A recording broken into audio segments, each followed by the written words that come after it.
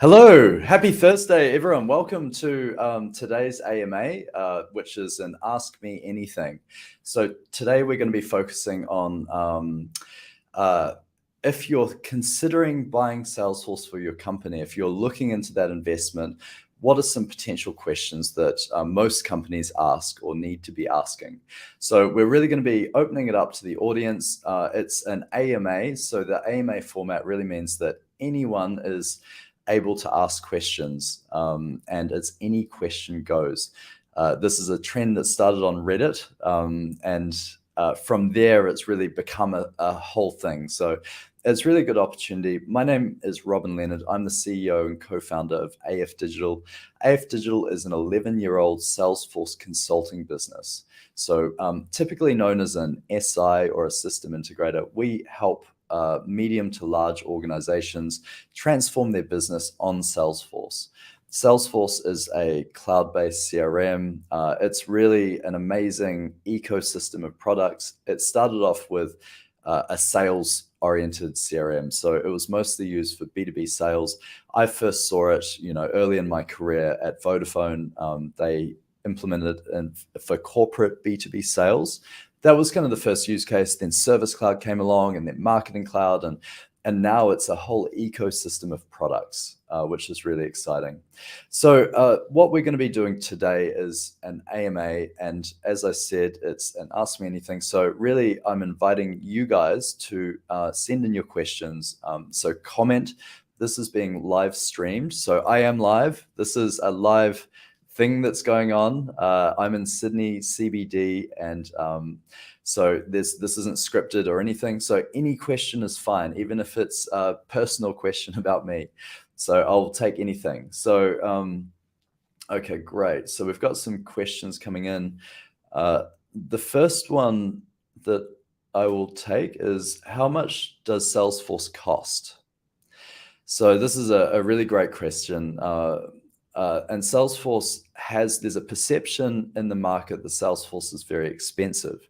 However, it's really a perception thing. So there is a standard way of kind of looking at the license pricing. And what I'll do actually is I'll just show you, because the simplest way to find the price is to just look on the website, because it's all there.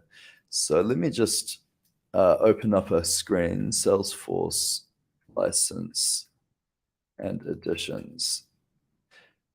Great, and I will share my screen. So for those on mobile or listening in, if you can't see this, I apologize. I'll describe what I'm doing. So you can Google the price of Salesforce. So that's probably the easiest way to really kind of get rid of the perception that it costs millions of dollars. And if you just ask Google, it's really all listed here, and you can see this is Sales Cloud. As I mentioned, that's kind of the first starting point for many customers on their Salesforce journey, and you can get started as low as $35 per user per month, and I believe this is Australian.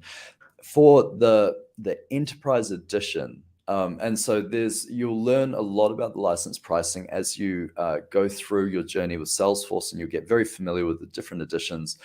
Most organizations are on Enterprise Edition.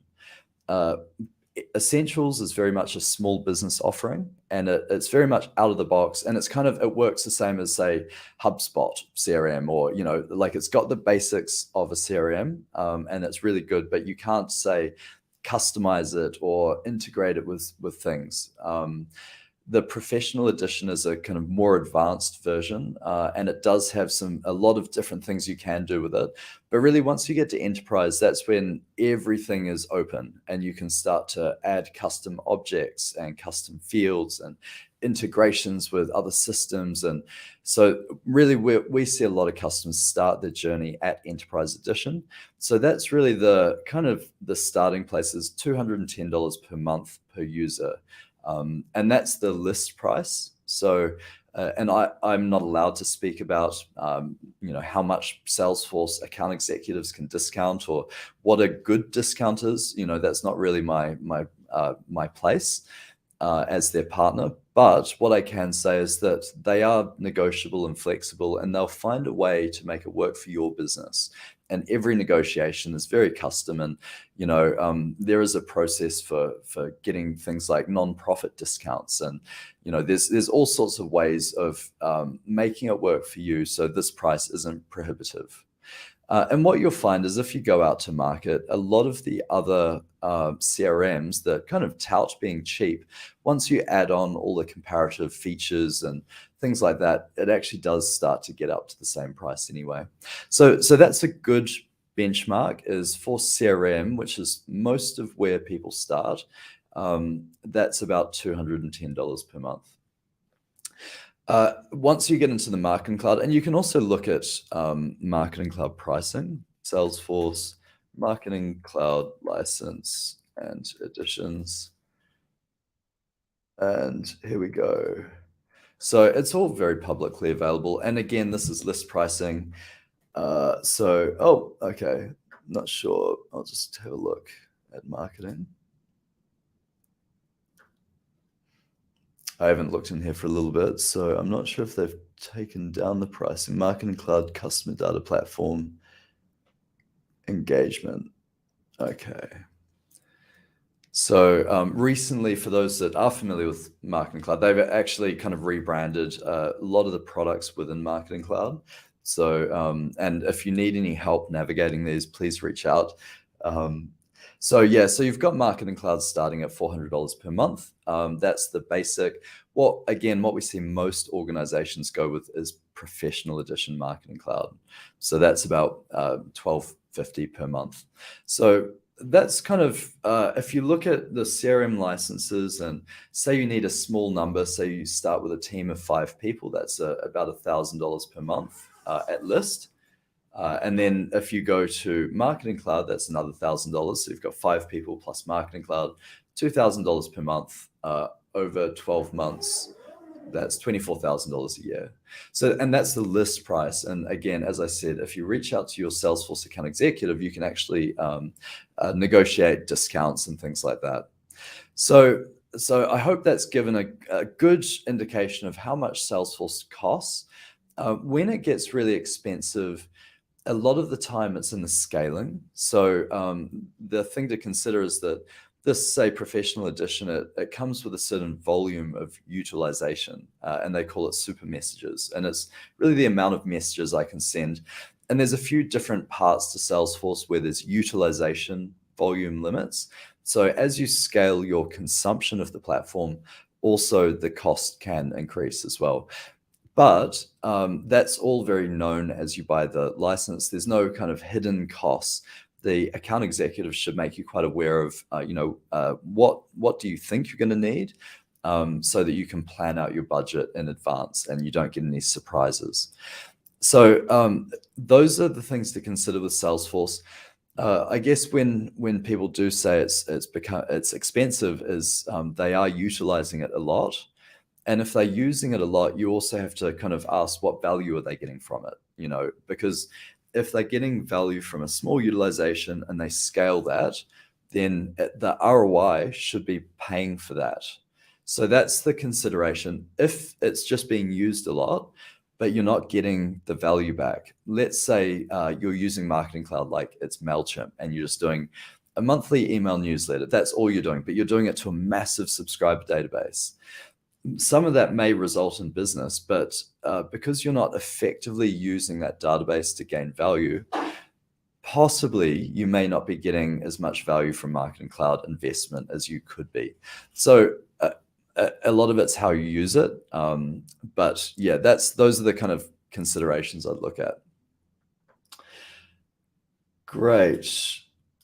All right. So next question, and again, please ask questions. If there's any questions from the crowd, if you're on LinkedIn, comment. If you're on YouTube, comment. If you're on Facebook, comment.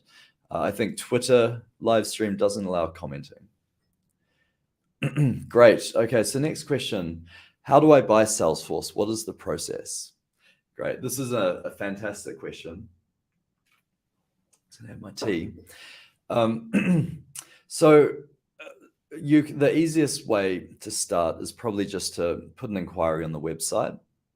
And I think they've got a 1-800 number as well. So you can call through, and they've got a contact center, and they've got sales representatives. So as a lead comes through, usually an SDR, a sales development representative, or a BDR, that kind of person will contact you and qualify the opportunity. And then based on your response, they will then assign you to an account executive team. And if you're buying, say, Salesforce CRM and Marketing Cloud, you may actually have 2 account executives, one for each side. The CRM account executive is your main account executive. This person is really your point of contact. They own the relationship. The Marketing Cloud account executive is a specialist across Marketing Cloud products because there's so many of them and they're so specialized. And often the Marketing Cloud account executive will talk to the marketing people, whereas the CRM, or the core account executive as they're called, they will talk to the IT and the rest of the business. So it's kind of, you've got those 2 kind of major groups. There are other account executive types, but those are the most common. The other types are, say, if you were to buy MuleSoft, which is an integration or a middleware, will have a whole set of account executives as well.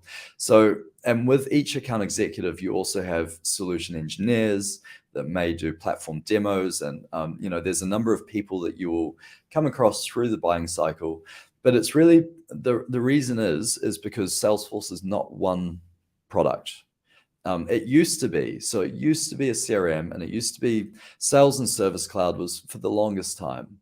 Now there's a raft of products, and it's anything from Slack, Tableau, MuleSoft. There's MuleSoft now has MuleSoft RPA, MuleSoft Composer, MuleSoft Anypoint. There's 3 products within that. With Salesforce, there's Commerce Cloud, there's B2C Commerce Cloud, B2B Commerce Cloud. They're completely different products. So Salesforce is very much an ecosystem of products. They've acquired a lot of products, and they've been bringing them all together. So that's why you do need a team to support you in buying Salesforce. But the one person that you really need is the core account executive.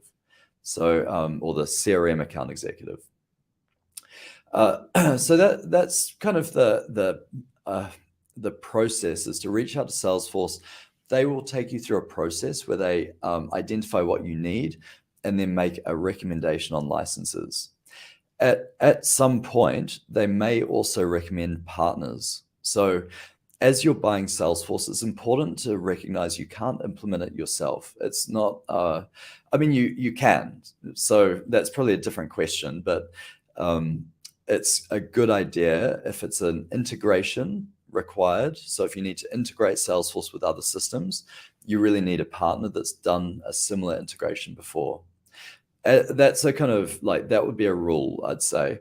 If you're not integrating and you're just implementing it and maybe doing a data migration, that you should really have a partner guide you through that. It's possible to do it yourself, but the people doing it, they have to know what they're doing. They have to go through training and understand Salesforce best practices. And so it's just best to get up quickly and correctly to have a partner involved. So Salesforce typically will introduce you to 3 partners.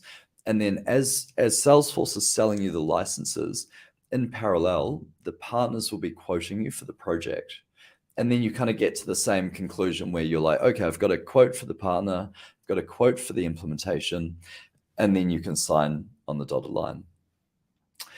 That's kind of the process, the usual process. What I would recommend is, if you are thinking about buying Salesforce, ask for advice, and you can ask a partner like us directly. We can guide you also to the right place, and you can actually do quite a lot of work around your plan and your strategy before you buy Salesforce. So if you were to buy Salesforce, what you could do is, before you start the sales process, is actually figure out, what are my objectives? What is my current state? And this is the key, is like, that's a lot of what we have to do in the sales cycle, is figure out what are you currently doing? Like, what's your current process? Where are your customers' data sitting currently? Because we're going to have to consider integrating with and migrating into Salesforce for all of those scenarios. So you can actually do a lot of that yourself. You can figure out what you need to do. You can do a lot of the design work and then buy Salesforce very efficiently so that you're not kind of like necessarily buying the whole bus to start with. So there's just a few options, and there's a really smart way of buying Salesforce, and then there's a normal way of buying Salesforce. Working with a partner, we can probably help you and advise you on a good way to work with Salesforce that's win-win for everyone, and it really gets you there. Great. So I think that's that question. What have we got next? Oh, great. Okay. Next question is, can I self-implement Salesforce? So this is a great question. I get asked this question all the time, and basically, yes is the short answer. Anyone can self-implement. My business self-implemented. I was the first person that implemented in my company, so it's totally possible. I probably wasn't qualified to do it back then. Now I certainly am, but yeah, it's absolutely possible. It just depends on the risk and complexity. And so what I mean by that is, if you're doing an integration, so let's say you give it a crack, you're like, okay, I'm going to just give it a crack myself. If I don't get it right and it never happens, let's say I can't get it to work and it takes 6 months, and then I have to trash what I've done and have somebody else come in and fix it. You've got 6 months of license cost plus your time that you could have done with something else. So that's the consideration. And then after you've done that, you've got to consider the constant enhancements and maintenance of that system. So are you going to be the admin forever? Is it sustainable for the CEO to be the admin forever? No, nor is it safe. And so as you mature with Salesforce, as you get more onto the platform, it will become essential. Like if it goes down, that really stops everything, So it becomes a revenue dependent system. And at that point, you need governance and continuity. You need other people and a backup of those people. You need a process if it goes down. You need to have these things in place because Salesforce is an essential platform in your business. If Salesforce is an essential platform, then you're not doing it correctly. So that's the other consideration. Yes, you can self-implement, and maybe it's just a sales tracker, but that's not a smart way of spending $210 per month per user. Like there's so much more you can be doing. So that's really the consideration is, yes, you can do it yourself, but it's like building a house and not being a qualified builder. Like, is it gonna be correct? Great. All right. So inviting any questions. What do we have next? Great. How do I justify the Salesforce investment to the company? This is a really good question. And this is one of the biggest barriers. And it's often one of the reasons why companies have Salesforce and it's not being properly utilized. Is because there's no kind of realization of value or plan for value. It's really just there to perform a duty. So it's kind of like, hiring me to do a job and then sitting me in a corner and getting me to put labels on boxes. Like I've got so much potential, and Salesforce is the same. This is like a Ferrari of business technology. It's like the creme de la creme of robots. Business robots. It's a business robot. So, and you're paying $210 for a user to access that robot and work with it. So it's just a different way of thinking. And if you come at Salesforce from an old school mentality, like I've just got to perform a sales process and I need a platform to do that, and my options are Excel or HubSpot, which has a free CRM, or Salesforce, which is $210. Like, which one am I going to choose?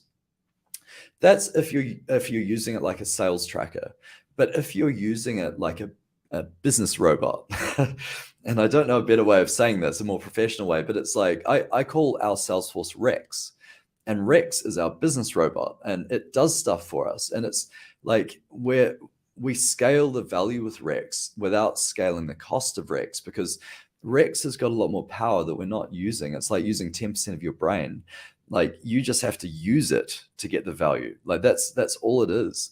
So I mean, that's maybe a bit out there. And coming back to the question, how do I justify the Salesforce investment?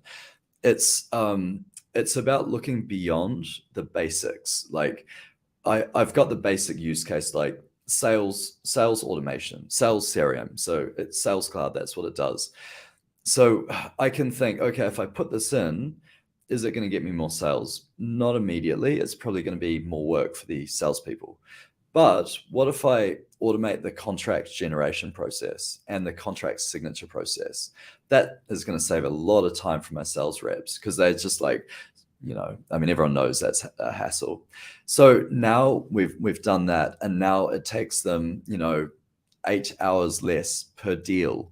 So and how long does a deal take? A deal takes, say, 40 hours. So it's like 1/5 of a deal more they can do in their week. So it's like getting the 1% gain. Oops, it's the 1% gain on things. It's like, how can I just get slightly smaller? So document generation, document signatures, maybe I would have my products in there. So I can just select the products and it automatically creates a quote without me having to type anything or copy and paste from another system. Maybe I'll add CPQ, which will have a full quoting engine and allow me to have business rules with products. And, so my salespeople can really go quickly without making mistakes. So it's about like, how do I get those iterative add-ons? Service is the same, like adding a chatbot to your website that answers 90% of the calls you would have got. It allows you to have a much higher quality call when they do call in because your agents aren't slammed. So there's all sorts of things that you can do to find ROI, but you've got to have a plan for that. You can't just buy it and say, what do we get? Give me ROI. I bought the platform. I'm paying the $210.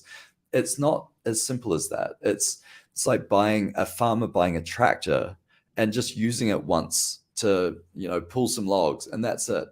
You have to get it out there every day and use it every day. You have to employ people to use it at nighttime because to get more value out of that asset. So there's so many ways of getting ROI, but you have to have the vision and the resources to use it together. So, and that's the key. That's the key to ROI. So we can help you as well. Build a business case. It's something that we commonly help people with. What is the plan? What is the cost of that plan? And what is the expected ROI? Great. All right. Any other questions? So please feel free to ask any questions live. Okay, great. Okay, this is a very good question. What are the reasons Salesforce projects fail? So this is something that, is near and dear to my heart because as a consulting business, we go through projects all the time, and companies have a varying level of success as they complete these projects. I would say one of the key reasons is it's not well understood by the client what is required to adopt the technology. So, and as I said before, a lot of clients, they think it ends with paying that bill to Salesforce. They're like, $210 per month, that's out the door. That's my investment in Salesforce. This better work, otherwise my neck's on the line. That's how a lot of managers think, and that's an incorrect way of thinking. A correct way of thinking is, I'm renting software off Salesforce that I would have had to build last year. Back in the day with IT, you'd have a whole department of IT people developing the software to work in your IT department. So that's how IT usually worked. And it was millions of dollars was spent on that. You'd have project managers and business analysts and testers. And remember that day? Like that is how IT worked. The IT managers now of today, a lot of them are tied up maintaining that. They're still maintaining those core systems that are so important that the business is built. and the revenue runs through. And these things are really important. And a lot of the IT people are kind of focused on that. And they're like, don't talk to me about Salesforce. I'm responsible for the important stuff. You guys from marketing, you do your Salesforce, whatever. Tell me if it breaks. That's where the problem is. So it's in the IT department not recognizing Salesforce is an IT system and not taking ownership over the governance and the adoption of it. A lot of CIOs are not involved, and that's a massive problem. A lot of it starts with the CMO, who the CMO is trying to own the customer experience. The CMO is kind of like, well, what's my future role? And it's the customer experience officer or whatever that becomes, right? Which is a bridge. It's a bridge between marketing and IT, because it's got to be technology enabled. The future customer experience is always going to be technology enabled. So the marketer is like, well, I've got to get things done. I need a single customer view. I need to personalize across my channels. I need to do these smart journeys that make money. Like, I need to do a journey to someone and know that it's not the wrong person, or I'm not spamming them. So the marketing person has to have control over the data. But the problem is that they don't have control over the master of the data. They are getting it from IT. IT, unless they're on board with the Salesforce strategy and they own Salesforce, it's very much just problematic between the two departments. So that's where where Salesforce projects fail, is largely because internally it's not owned correctly. IT and marketing, they aren't talking. CEO doesn't even know how to spell Salesforce. It's just some guy in marketing that's invested in it because it's important.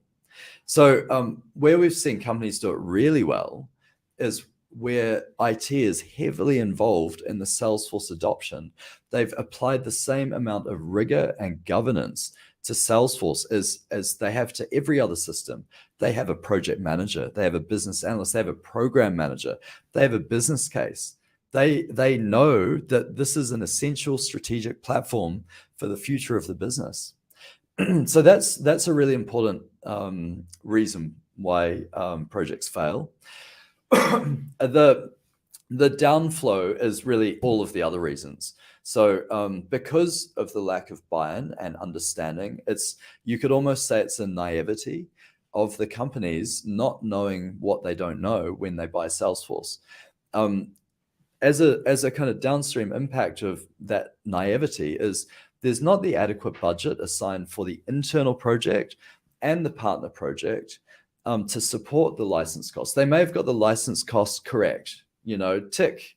They got the right quote from Salesforce and they bought the license. You've done your job. But who has done the effort estimate for the internal project team?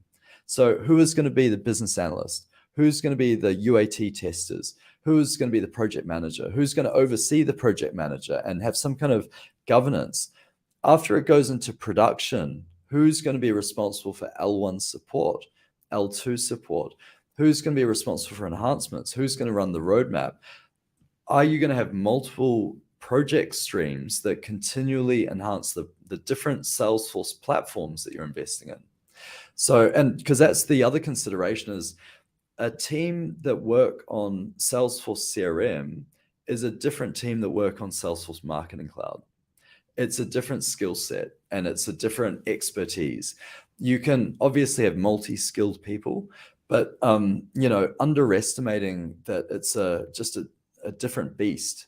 That's where companies go wrong. So, and that's why it's so important to get advice. Like, before you start signing the order forms, get advice and really think through, what is your plan with Salesforce? Where are you coming from? What do you need to do to successfully implement Salesforce?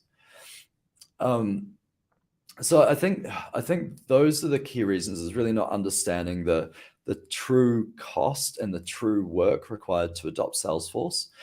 A counter to that point, though, I just want to add is, while there's a true cost to adopting Salesforce, there's any system, there's a true cost to adopting it. So this isn't Salesforce specific, this is CRM specific. if anyone is putting in any strategic CRM platform, you need a project manager, a business analyst, a subject matter expert for each process you're impacting. You need like testers and even a test manager if there's a lot of stuff going on. Like we need to go back to how we used to think about IT projects and apply the same level of rigor to Salesforce projects. Obviously, smarter ways. We've got better tools. There's things like test automation software that you can use to automate regression testing. Like IT is way easier now than it used to be. But it doesn't mean that we don't need to do it anymore. It's like companies have forgotten that we need to have these project processes that ensure successful projects. I think it's 94% of all digital transformation projects fail. 94%. So that means that almost every project for a digital transformation is going to fail. So really, we're trying to reduce that, and the way to reduce that is to not go into it ignorant. To think, okay, what are all the things I need to do? I need to make sure I've got a trainer to train my staff on how to use it. I need to make sure that once I give it to the users, I say, here's the first phase. I need to expect there's going to be feedback, because they're going to be like, this is shit. My last system was so much easier to use.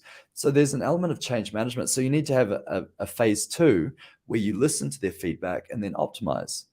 And then there's going to be phase 3, phase 4, and that's for the one solution, the one business process you've changed. You need to think about this. Like, this is your Salesforce project is the start of a transformation. It's not a one and done. Like, you're not putting it in and then a year later checking and being like, what's the ROI? I spent $210, $201, whatever, on these licenses per month per user. What's my ROI? Give me my ROI. Like, that's incorrect thinking. And it's much better if you come at Salesforce with a very open view and say, okay, I'm going to do Salesforce. I'm going to do it differently to all of the other companies. I'm going to do it smarter. I'm going to treat it like a project that I used to do I'm going to allocate a project manager and a business analyst. I'm going to allocate a group of subject matter experts. I'm going to allocate a steering committee of leaders that have a regular catch up, a cadence to check in on the project and make sure it's on track. That's the correct way of doing it. And then I'm going to hire a partner to come in and work with my project team, and they will specialize in what they do. I will own the rollout and the adoption into my company, but I'll get them to do the project effectively and correctly. So that's a really good way of working. Where companies fail it's just in that side. It's on their side. Like, I can come into companies and do whatever you want. Like, there's nothing too hard. You tell us what you need and we'll give it to you. But if you can't articulate what you need, it's very hard for a partner to work with you. So that's really where the BA is required. They know your business. Ideally, you'd get someone that's been working in the process, say a call center agent that's aspiring to learn Salesforce. Bring them out, get their knowledge and apply it to the Salesforce instance. Train them on Salesforce, and they'll become a future admin or business analyst. That's kind of the best way of doing it. But yeah, so I think I've hammered that point a lot. Is it's really on understanding the implementation and adoption reality of any CRM, any digital transformation project. That's the key point. Great. All right. Well, I think we're out of time. So today's been really great, and thank you for all of those questions. I really appreciate the attention. If you have any further questions, please just DM me. I'll answer anything. Also, what I would like to recommend is anyone that is looking at Salesforce, if they'd like to define a strategy that they can take to Salesforce and say, here's the plan, here's what I need. AFDigital, we can help you with that. We can help build out your current state and help you understand exactly what is going on. We can help you build out a phased roadmap and a bill of materials. What licenses do you need exactly during that phased rollout? So we can help you go into this with eyes wide open. We can help advise you around the resources required. What teams do you need? What training do they need to go through? So yeah, please do reach out to me directly. Just DM me, comment, and we can help you. Great. Thank you. Have a great Thursday. This has been a pleasure.